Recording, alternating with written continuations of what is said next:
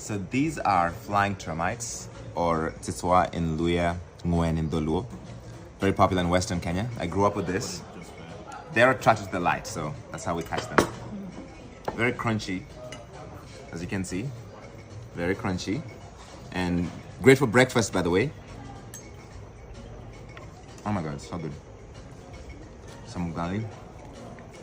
With a great beard comes great responsibility. The responsibility is still on your beard. Oh, the responsibility is gonna have to stay on the beard for a little longer.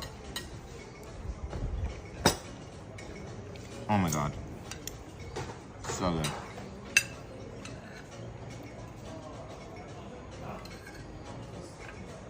This is fire. So nutritious and freely available if you know where to find them.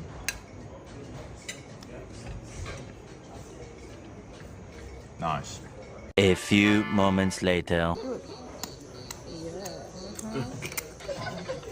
Not a termite was spared.